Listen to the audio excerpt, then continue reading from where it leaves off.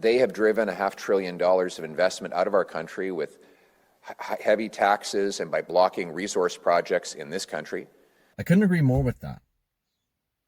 But it's the rest of his response to the climate change question, which is the type of multi-order thinking which makes Pierre Poilievre the only logical choice in the upcoming election. That drives up pollution in other countries because other industries abroad are more polluting.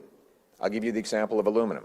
In Canada, to make 1 ton of aluminum, you have 2 tons of greenhouse gases emitted. In China, 1 ton of aluminum means emitting 12 tons of greenhouse gases.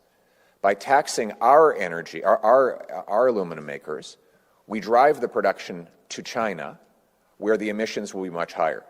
The atmosphere doesn't care where the emissions happen. It's the same from a chemical point of view.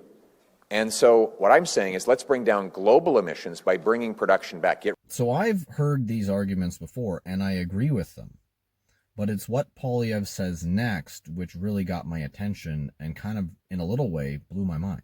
Get rid of the industrial carbon tax and bring in a tax reward for businesses that produce steel, aluminum, cement, fertilizer, and other commodities below the global emissions average.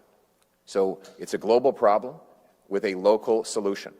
And that solution is to bring home our production and paychecks by repealing liberal taxes, liberal anti-development laws, and opening up our economy to the world so that we can bring down pollution. Finally, a solution to this climate change problem, which I don't completely buy into, but I know most people do.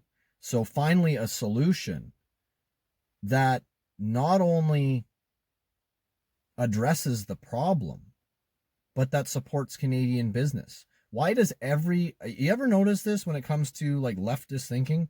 Like almost every solution to a problem involves more extraction of either freedoms or wealth from the people that are productive in society. It's always about taking from one group and redistributing to another group. It's never making the pie bigger so that we can all do better.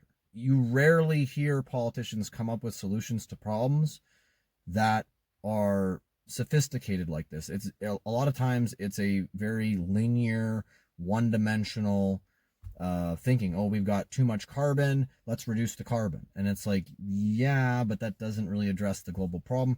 This not only addresses the global problem, but it also addresses the economic issues that we have here in Canada.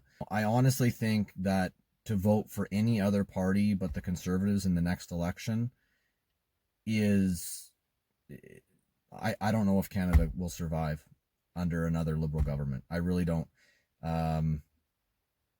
There's always the possibility of Alberta separating. I am starting to lean that way if the Liberals get in again. We need to get the immigration levels into a reasonable level, because replacing our population like the Liberals want to do is, I mean, Canada will still exist, but it won't be what it is now. It won't be what it used to be. It'll be just a globalist. Well, I mean, didn't Trudeau actually say something that Canada was a post-national state or something like that? So we know what they want to do with Canada. And if you want a prosperous Canada where your kids have a bright future, you've got to vote Conservative. That's all for now, guys. Take care.